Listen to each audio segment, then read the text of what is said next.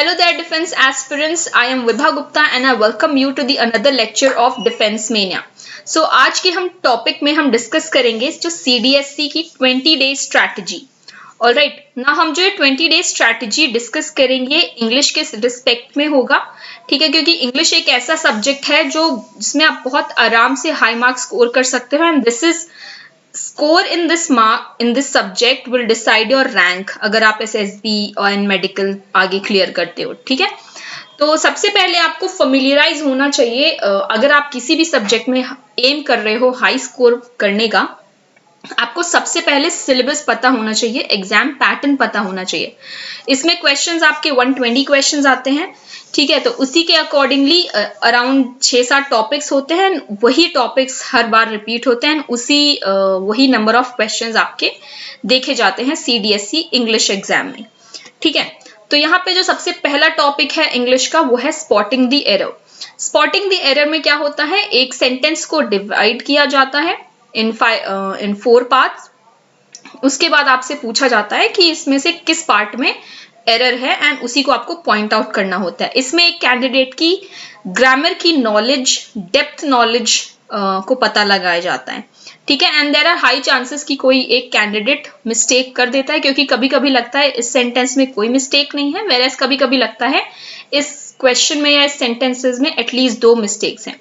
तो you have to use your judgement. आपको इस चीज को एस तभी कर सकते हो अगर आप एम्पल अमाउंट ऑफ प्रैक्टिस करोगे. ओके, सो नेक्स्ट टॉपिक हमारा आ जाता है इंग्लिश में idioms and phrases. Idioms and phrases को सॉल्व करना उतना कुछ रॉकेट साइंस नहीं है, because you have to use your common sense at times. मुझे पता है जब भी मैं इंग्लिश का पेपर अटेम्प्ट करती थी, most of the idioms and phrases के जो क्वेश्चंस होते थे मैं अपने कॉमन सेंस को यूज करके ही सॉल्व कर लेती थी. वेरएस कुछ हो जाते थे, कुछ इडियम्स ऐसे आते थे जिसमें आई कुडंट फिगर आउट, क्योंकि ऑप्शंस बहुत कंफ्यूजिंग दे दिए जाते थे. वेरएस फ्रेजेस में आपको थोड़ा ट्रिकी हो सकता है, इसलिए फ्रेजेस में आपको एटलीस्ट 50 to 60 फ्रेजेस आपको पढ़ के जाने ही चाहिए. Okay, the next one which we have here is comprehension. Comprehension में आपके 10 क्वेश्चंस होते हैं इन टोटल. आपको कॉम्प्रिहेंशन मतलब एक पैसेज दिया जाएगा और एक पैसेज में 5 क्वेश्चंस दिए जाते हैं. अगर आपकी रीडिंग कैपेबिलिटी बहुत अच्छी है, आप इंग्लिश मीडियम से पढ़े हो, तो आपको इस टॉपिक में फिलहाल कोई दिक्कत नहीं महसूस होगी. Alright, moving on to the next topic we have ordering of words in a sentence. ये भी 10 क्वेश्चंस आते हैं आपके CDS एग्जाम में. इसमें क्या होता है, एक सेंटेंस होते हैं जिसके वर्ड्स जम्बल्ड कर दिए जाते हैं एंड आपको उस वर्ड से एक मीनिंगफुल सेंटेंस बनाना होता है. तो ये भी आप में इस चीज के लिए आपको कोई खास प्रैक्टिस की जरूरत नहीं होती है. If you are good enough in English and आप कंटिन्यूस रीडिंग करते हो तो आपको ये बन जाना चाहिए. ठीक है, okay. Next one, ordering of sentence. इसमें भी 20 क्वेश्चंस आपके आते हैं and this can be very tricky. And English के सिलेबस में सबसे ज्यादा टाइम कंज्यूमिंग जो टॉपिक होता है वो ऑर्डरिंग ऑफ सेंटेंस ही होता है. इसमें आपको 4 सेंटेंसेस दिए जाते हैं इन अ जम्बल्ड फॉर्म और उन सेंटेंसेस को आपको अरेंज करना रहता है एक पैराग्राफ बनाने के लिए. ठीक है, तो this is very time consuming. Whereas अगर आप लिंक निकालना सीख गए कि एक सेंटेंस को हम दूसरे सेंटेंस से कैसे लिंक कर सकते हैं, then you can easily master it. आप 10 में से 8 क्वेश्चंस आराम से सॉल्व कर सकते हो इस चीज में. The next topic which we have is fill in the blanks. इसमें जनरली आपको ये मिक्स्ड होता है, कभी कभी ग्रामर पूछ लिया जाता है, कभी कभी आपसे फ्रेजेस पूछ लिए जाते हैं. It is a very wide vast topic. तो fill in the blanks it's totally, अगर आप प्रीवियस क्वेश्चंस आप देखोगे तो उसमें जरूरी नहीं है, एक चीज में लिमिटेड नहीं होता है. तो इसमें आपकी जनरल जो आपकी नॉलेज होती है इंग्लिश की वो टेस्ट की जाती है. इसमें इतना कुछ खास प्रिपरेशन की हमें जरूरत नहीं है. तो नेक्स्ट क्वेश्चन आते हैं आपको वोकैबुलरी. सिनोनिम्स आपके 10 आते हैं एंड एंटोनिम्स आपके 10 आते हैं. ठीक है, तो 10 प्लस हो गया हमारा 20 क्वेश्चन. तो vocabulary is very tough because हमें इस चीज में एक डिसएडवांटेज होता है कि जो हमें सेंटेंसेस जो वर्ड्स दिए जाते हैं जिनके हमें सिनोनिम्स एंड एंटोनिम्स बनाने होते हैं, उसमें सिर्फ वर्ड दिया जाता है, उसको सेंटेंस में नहीं दिया जाता है. एंड समटाइम्स सेंटेंस में भी हो जाता है, तो we can't really figure out कि क्या है. तो इस चीज को एस करने के लिए आपको डेली 10 to 15 वर्ड्स पढ़ने ही पड़ेंगे। एक वर्ड उठाइए, उसका सिनोनिम एंड एंटोनिम निकालिए and revision is the key. ठीक है, तो synonym and antonym is very important क्योंकि इसमें टोटल 20 क्वेश्चंस आते हैं आपके वोकैबुलरी से। ओके, नेक्स्ट क्वेश्चन आता है आपका क्लोज टेस्ट। यहाँ पे एक पैराग्राफ दिया जाता है, बीच बीच में आपको बताया जाता है कि you have to fill in those blanks. ठीक है, इसमें भी टोटल आपके 10 क्वेश्चंस होते हैं। कंपैरेटिवली ये इजी होता है। इसमें जो जनरली हमें जो ब्लैंक्स दिए जाते हैं वो आपके या तो ग्रामर बेस्ड हो जाएंगे या फिर आपके कोई एक फ्रेज दे दिया, उसको कंप्लीट करना है। कंजंक्शंस, इंटरजंक्शंस, ये सब चीजें उसमें आती हैं मोस्टली। ओके, नेक्स्ट वन आता है आपका पार्ट्स ऑफ स्पीच। ये टोटली ग्रामर सेक्शन है। इसमें ये आई थिंक लास्ट ईयर से ये जोड़ दिया गया है पार्ट्स ऑफ स्पीच। पहले एक ग्रामर तो आती थी बट टिपिकल एक टॉपिक अलग से डेडिकेट नहीं किया गया था इस चीज के लिए सीडीएससी में। अभी पार्ट्स ऑफ स्पीच के लिए अलग से टॉपिक डेडिकेट है। एंड अगर आपकी ग्रामर बहुत स्ट्रांग है, अगर आपकी तो it can be very easy, but मुझे थोड़ा डिफिकल्ट हो जाता था पार्ट्स ऑफ स्पीच क्योंकि ये अचानक से आया था एंड मुझे ग्रामर अपना मैंने ब्रश अप नहीं किया था। सो पार्ट्स ऑफ स्पीच अभी तो very predictable, but I suggest you to read all your 10th 9th की जो ग्रामर बुक्स आती थी उसको पढ़ें और पार्ट्स ऑफ स्पीच आपकी नाउन प्रोनाउन ये सब चीजें आप थरो हो जाए उस चीज से। सो जो उसके बाद हमारा जो नेक्स्ट टॉपिक है कंप्लीशन ऑफ सेंटेंस। इसमें एक आपको सेंटेंस दिया जाएगा एंड उसको कंप्लीट किया जाएगा, similarly like cloze test, but यहाँ पे पैराग्राफ की जगह आपको एक सेंटेंस दिया जाएगा जिसको आपको कंप्लीट करना है। एंड लास्ट टॉपिक आपका आता है ग्रामर। अब ग्रामर बहुत ज्यादा वाइड हो जाता है। पार्ट्स ऑफ स्पीच में आपको डेडिकेटेड 8 टॉपिक्स होते हैं, वही पढ़ने होते हैं, वेयरएज ग्रामर में आपको बहुत सारी चीजें ध्यान रखनी होती हैं। ठीक है, तो इसमें भी आपको डेडिकेटेड 10 क्वेश्चंस होते हैं। तो ये टोटल मिला के हमारे 120 क्वेश्चंस हो गए हैं। ठीक है, so first and foremost thing in any preparation is to know the syllabus thoroughly.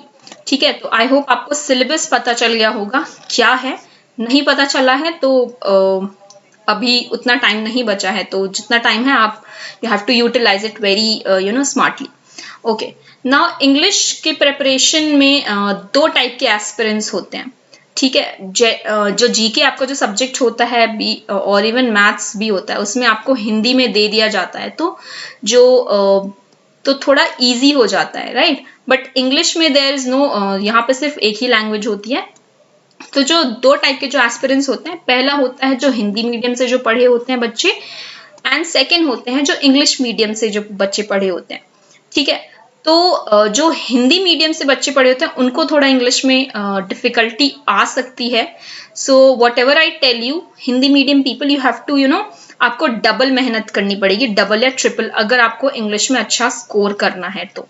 ठीक है, एंड इंग्लिश सिर्फ आपकी इसमें रिटन एग्जाम में ही मायने ज्यादा करती है। एसएसबी वेसएसबी का आप बाद में उसको सोचिएगा। ठीक है, यहाँ पे सिर्फ मैं रिटन का बता रही हूँ। इंग्लिश मीडियम पीपल आपको उतना ज्यादा वरी करने की जरूरत नहीं है। अगर आप बचपन से ही इंग्लिश में पढ़े, इंग्लिश मीडियम स्कूल्स में पढ़े हैं, कॉलेज में पढ़े हैं, कन्वर्सेशन आपकी इंग्लिश में होती है, तो आपको इस चीज में ज्यादा डिफिकल्ट नहीं होगी। I was fortunate enough to attend English medium school, इसलिए मैं ज्यादा इंग्लिश में मेहनत नहीं करती थी। ठीक है, सो नेक्स्ट चीज आपका है आप शेड्यूल कैसे बनाएंगे। This is a rough idea. ये जनरली बस आपको एक आइडिया देना है कि आपको जितने भी बचे कुचे दिन हैं, ठीक है, क्योंकि आपका एग्जाम होगा 14 नवंबर 2021 को होगा, एंड आपको उसी हिसाब से अपनी प्रिपरेशन लेवल अप करनी होगी। आपको अपने जो आप स्लो पेस में रिवीजन कर रहे थे, आपको थोड़ा बढ़ाना पड़ेगा, बिकॉज जस्ट 1 मंथ रह गया है। ठीक है, less than 1 month. So this is the schedule. तो सबसे पहले मैंने इसको क्या किया है, टॉपिक्स को जो है ना डिवाइड कर दिया है, एंड आपको कितना टाइम चाहिए डेली, ठीक है, रिवाइज करने के लिए। तो आई वोंट सजेस्ट यू कि आप सारे टॉपिक इकट्ठे एक दिन में पढ़ें। एक टॉपिक लें, उसको जो है ना अच्छे से, फॉर एग्जाम्पल जैसे मैंने यहाँ पे स्पॉटिंग द एरर दिया है, उसके लिए मैं 2 घंटे रिवाइज करती हूँ, रिवाइज करती थी when I used to prepare. तो मैं 2 घंटे सिर्फ प्रिपेयर करती थी एंड जो भी मैं प्रिपेयर करती थी बहुत अच्छे से प्रिपेयर करती थी, राइट। तो आप एक दिन एक टॉपिक उठाए बिकॉज आपको अपना जीके भी रिवाइज करना है एंड फॉर ऑल जो दूसरे जो ओटी के अलावा भी जो एस्पिरेंट्स हैं जिनको INA AFA में जाना है उनको मैथ्स भी होता है, ठीक है। तो यहाँ पे आपको 2 घंटे एक टॉपिक उठाना है बहुत आराम से। एंड अगर आप हिंदी मीडियम से हैं आपको कुछ एक पर्टिकुलर टॉपिक में डिफिकल्टी हो रही है तो आई सजेस्ट कि आप अपना टाइम बढ़ा दीजिए। बहुत ज्यादा हाई चांसेस है कि आपने दोनों सब्जेक्ट्स में, बाकी जो 2 सब्जेक्ट्स हैं आपके मैथ्स एंड जीके, उसमें आपने बहुत अच्छा स्कोर किया है, बट आप इंग्लिश में अपना सेक्शनल कट ऑफ भी क्लियर नहीं किया है एंड आपने ओवरऑल कट ऑफ क्लियर करके भी आप एग्जाम फिर नहीं क्लियर करेंगे, ठीक है। तो इसलिए इंग्लिश को आपको ध्यान रखना है, एटलीस्ट आप 50% तो ले आए अगर आपके जीके एंड मैथ्स स्ट्रांग है, बहुत ज्यादा स्ट्रांग है, ठीक है। तो this is how you go about. तो सबसे पहले स्पॉटिंग द एरर हो गया, इडियम्स एंड फ्रेजेस हो गए, ऑर्डरिंग ऑफ वर्ड्स, सेंटेंसेस। तो ये सब चीजें जो है ना थोड़ी इजी हैं, ठीक है। ये इजी है इसलिए मैंने इसको कम टाइम दिया हुआ है, 2 घंटे। बट अगर आपको इनमें से कोई टॉपिक टफ लग रहा है, ठीक है, तो उसके अकॉर्डिंगली आप इसको चेंज कर सकते हैं, उसको ज्यादा टाइम दे सकते हैं। अगर आपको इजी लगता है वो टॉपिक तो यू कैन गिव 1 घंटा, हाफ एन आवर, बट ये है रिवाइज करना है हर एक टॉपिक को। ग्रामर आपको पढ़नी पड़ेगी, जैसे ये सब चीजें तो हो गई इजी वाली, देन आपकी ग्रामर हो गई। तो ग्रामर में आपको बहुत सारा पढ़ना है। अगर आपने ग्रामर रिवाइज नहीं किया तो आपको बुक उठा के पढ़ना पड़ेगा, ठीक है। उसके लिए आपको ज्यादा टाइम चाहिए, 3-4 घंटे चाहिए एक दिन में। तो this is how you go about your English grammar. फिर कॉम्प्रिहेंशन आप चाहे तो इसको कंप्लीटली स्किप कर सकते हैं, और अगर आपको प्रैक्टिस करना है तो जो बेस्ट सोर्स है वो आपका प्रीवियस ईयर क्वेश्चंस होंगे, या फिर अगर आप बहुत ही ज्यादा हाई लेवल टाइप प्रैक्टिस करना चाहते हैं तो आप एक न्यूज़पेपर उठा लें, एडिटोरियल्स पढ़ लें एंड आपकी थोड़ी उसमें रीडिंग की भी हो जाएगी एंड उस हिसाब से आप अपना कॉम्प्रिहेंशन, बेसिकली कॉम्प्रिहेंशन में ये देखना है आपको कि आप कितनी फास्ट क्या रीड कर रहे हैं, ठीक है। क्योंकि इंग्लिश में आपको हो सकता है थोड़ा टाइम का कमी हो जाए अगर आप बहुत स्लो रीडर हैं तो, ठीक है। तो कॉम्प्रिहेंशन हो गया। सिनोनिम्स एंड एंटोनिम्स, इसका कोई और उपाय नहीं है, आपको रटने ही पड़ेंगे वर्ड्स। अगर आप अनटिल एंड अनलेस आप शशि थरूर नहीं है तो आपको वर्ड्स पढ़ने पड़ेंगे, रटने पड़ेंगे, इसका और कोई ऑल्टरनेटिव नहीं है। तो इकट्ठा एक दिन बैठ के 100 वर्ड्स मत पढ़ना।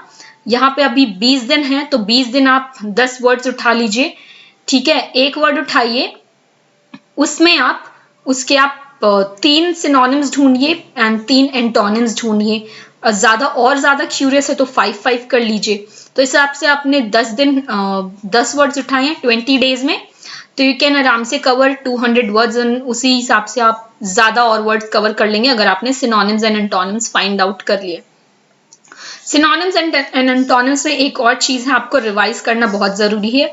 ये नहीं कि आपने 10 वर्ड्स आज पढ़े हैं उसके बाद आप नेक्स्ट डे आपको कुछ नहीं याद है, तो सुबह बैठ के आप वर्ड्स पढ़ें, ठीक है। न्यूज़पेपर से पढ़ लीजिए, वो ज्यादा इफेक्टिव रहेगा, या फिर कंपाइलेशन भी आते हैं वर्ड्स के, उस चीज से आप जा सकते हैं। एंड शाम को रिवाइज कर लीजिए सॉरी। एंड जब आप नेक्स्ट सेट ऑफ वर्ड्स उठाते हैं उससे पहले आपने जो प्रीवियस डे पढ़े हैं उसमें आप बैठ के रिवाइज कर सकते हैं पुराने वाले, फिर उसके बाद move on to the next set of words, ठीक है। So I hope I am clear with this schedule. इस शेड्यूल को आप टोटली अपने हिसाब से कर सकते हैं। अगर आपकी इंग्लिश बहुत ज्यादा स्ट्रांग है तो यू कैन टोटली आप आराम से अपना ये शेड्यूल जो है, टाइम जो है कम डेडिकेट कर सकते हैं। वैरास अगर आप की इंग्लिश थोड़ी वीक है एंड यू थिंक कि आपको ज्यादा एफर्ट्स डालने हैं उसमें, तो आप अपना टाइम थोड़ा इसका बढ़ा दीजिएगा। Okay, now next thing is the resources. तो मैंने जब मैं प्रिपेयर कर रही थी तो मैंने ऐसा कुछ हार्ड एंड फास्ट में कुछ बुक्स नहीं लेके बैठती थी अपने साथ। So the best thing which you can have is previous year questions. हर एक टॉपिक से एटलीस्ट आपको 50 क्वेश्चंस प्रैक्टिस करनी चाहिए। तो जैसे आपने स्पॉटिंग द एरर निकाले तो 5 प्रीवियस ईयर क्वेश्चंस आपके इनफ हो जाएंगे एंड आपको इस चीज को खरीदने की भी जरूरत नहीं है। गो टू upsc.gov.in, उसमें आप जाइए प्रीवियस ईयर पेपर्स में एंड CDSC टाइप कीजिए, आपको आराम से 10 साल के पेपर्स मिल जाएंगे। ठीक है, तो आपको प्रीवियस ईयर क्वेश्चंस प्रैक्टिस करने बहुत जरूरी हैं, उससे आपको पता चलेगा कि कितने क्वेश्चंस आ रहे हैं, किस टाइप के क्वेश्चंस आ रहे हैं, तो ये एक फायदा हो जाता है PYQ से। तो नेक्स्ट चीज होती है हमारी ग्रामर की रिवीजन। आई वुड सजेस्ट कि आप डेली ग्रामर रिवाइज करिए एंड कुछ कुछ बुक्स होती है ग्रामर की, जैसे रेन एंड मार्टिन, उसमें आपको एक टॉपिक उठाया, जैसे नाउन उठाया, उसमें आपको स्पॉट द एरर के क्वेश्चंस आ जाते हैं। नाउन से रिलेटेड जो एरर्स हो सकते हैं या प्रोनाउन से रिलेटेड जो एरर्स हो सकते हैं, तो इस टाइप की बुक्स से हमें बहुत ज्यादा फायदा हो जाता है, क्योंकि यहाँ पे 2 डेडिकेटेड सेक्शन हो गए हैं CDSC में ग्रामर के लिए, एंड स्पॉटिंग द एरर में तो ग्रामर आपकी चेक होती है। तो आई सजेस्ट आप थोड़ी अपनी ग्रामर जो है ना स्ट्रॉन्ग कर लीजिएगा। ठीक है, तो इसके लिए ग्रामर रिवीजन के लिए आप कोई भी एक नॉर्मल सी 9th 10th की ग्रामर बुक्स जो होती हैं वो रेफर कर सकते हैं, या फिर आपके पास ऑलरेडी कोई ग्रामर बुक है, that's more than sufficient. Next चीज जो होती है बहुत इंपॉर्टेंट है, वो है आपके मॉक टेस्ट। मॉक टेस्ट से सॉल्व करने से क्या होता है, आपने प्रीवियस ईयर क्वेश्चंस आराम से सॉल्व किया, ग्रामर आपने रिवाइज किया, but how would you test कि आपने जो प्रिपरेशन की है वो कितनी इफेक्टिव है, कितनी एफिशिएंट है। तो उस चीज के लिए हमारा जो चीज आता है काम में, वो होता है मॉक टेस्ट। ठीक है, तो एटलीस्ट एग्जाम से 1 महीने पहले आपको 3 से 5 एटलीस्ट 3 मॉक्स तो सॉल्व करनी ही चाहिए। एंड अगर आप वही सेम चीज, अगर आपकी इंग्लिश वीक है तो आप थोड़े ज्यादा मॉक्स प्रैक्टिस करिए, ज्यादा PYQ प्रैक्टिस करिए। ठीक है, तो ये चीज, ये हो गए आपके रिसोर्सेज, एंड ये सारे रिसोर्सेज फ्री हैं, आपको आराम से मिल जाएंगे। अगर आपको नहीं मिलते हैं तो डिफेंस में यहाँ पे ये आराम से अवेलेबल है। ठीक है, तो ये हो गए आपके रिसोर्सेज की बात। Now the last thing which I want to talk about is the mistakes which most of the candidates do. तो ये mistakes with respect to English ही नहीं, आपके पूरे प्रिपरेशन CDSC के प्रिपरेशन के हिसाब से हैं। ठीक है, you can also count these in the other defence exams as well. So the first mistake is, it's not a mistake, it's an advice. You have to keep your resources very limited. For example, मैंने जो अभी resources आपको बताए English में, वो बहुत ही limited resources हैं, focused resources हैं। ठीक है, उससे ज्यादा आपको कोई जरूरत नहीं है, इससे ज्यादा आपको पहली बात जरूरत नहीं है। एंड आप जरूर, अगर आप फालतू के रिसोर्सेज को यूज करते जाएंगे तो इसमें आपका बहुत ज्यादा टाइम वेस्ट होगा and it won't serve any purpose. तो इसलिए I would suggest you to keep your resources limited. और ये बात सिर्फ इंग्लिश के लिए नहीं है, ये ज्यादातर ये प्रॉब्लम होती है आपके GK के पोर्शन में। ठीक है, so use this advice in your other subjects as well for your CDSC। The next one is, the next mistake which aspirants do is they are not aware of the syllabus. Now it's very important for an aspirant, if you are a serious aspirant, you have to know कि आपका syllabus क्या है exam में, exam pattern क्या है। ठीक है, आधी प्रॉब्लम तो आप जब सिलेबस पढ़ लेते हो ना, आधी प्रॉब्लम, आधी प्रिपरेशन आपकी वहीं खत्म हो जाती है। ठीक है, क्योंकि आप एक स्मार्ट एस्पिरेंट हो, आप हार्ड वर्किंग एस्पिरेंट नहीं, आप स्मार्ट एस्पिरेंट हो। ठीक है, गधे जैसे काम नहीं करना है, आपको घोड़ा बनना है। ठीक है, all right, now moving on to the next mistake is not revising every day. अगर आप डेली रिवाइज नहीं करोगे स्पेशली और वोकैबुलरी, तो आपको बहुत ज्यादा प्रॉब्लम होने वाली है इंग्लिश में। ठीक है, रिविजन आपको सिर्फ ग्रामर एंड आपकी वोकैबुलरी में चाहिए। तो वही जैसे मैंने पिछले स्लाइड में बोला, आपको डेली रिवाइज करना है। जो आपने सुबह पढ़ा है वो सोने से पहले एक बार रिवाइज कर लेना। एंड ये वाली जो मिस्टेक है, आप बिल्कुल भी GK में तो बिल्कुल मत करना, बिकॉज बहुत सारे स्टूडेंट्स उसी सब्जेक्ट्स में फेल हो जाते हैं। They fail to secure good marks in that particular subject. Alright, now moving on to the next one, you have to avoid last minute revision on the day of exam. Now कभी कभी क्या होता है, exam हमारा 9 बजे से चालू होता है, तो 3 घंटे फालतू बैठे रहते। तो when you see, मैं जब भी एग्जाम देने जाती थी, कोई भी एग्जाम में मैं देखती थी कि बहुत सारे स्टूडेंट्स हैं वो बैठ के बुक खोल के पढ़ रहे हैं। ठीक है, इवन आपको 1 घंटे का जो ब्रेक होता है, बुक खोल के बैठ जाते हैं, तो उससे कोई पर्पस सर्व नहीं होगा, वो आपको और नर्वस करता है। मुझे तो खासकर करता था। ठीक है, आई यूज्ड टू थिंक कि ये लोग बहुत ज्यादा पढ़ रहे हैं एंड हो सकता है पेपर बहुत ज्यादा टफ। ये मेरे फर्स्ट अटेम्प्ट की बात है, बट उसके बाद से मुझे पता चल गया था कि ऐसे करने से कुछ नहीं होता है। जितना आपको उस टाइम पे पता रहेगा, that is day before your exam, उतना ही आपको आपके एग्जाम में पता रहेगा। अगर आप लास्ट मिनट पे रिविजन करने बैठेंगे तो बहुत ज्यादा आप कंफ्यूज हो जाएंगे, ठीक है। तो जो भी आपके फैक्ट्स हैं, हो सकता है वो थोड़े क्योस, इधर उधर सब दिमाग भटक जाए and you can make a huge mistake in your exam.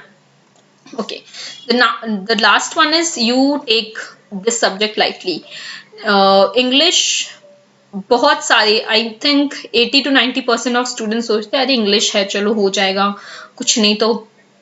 But this is not true, क्योंकि आपके जो ओवरऑल कट ऑफ होते हैं, जो अभी 100 से ज्यादा हो गया, ऊपर से अब तो पेपर भी इजी आने लग गया है, तो कट ऑफ और हाई जाने लग गया है, ठीक है। तो इसलिए आपको इंग्लिश को बिल्कुल भी लाइटली नहीं लेना है।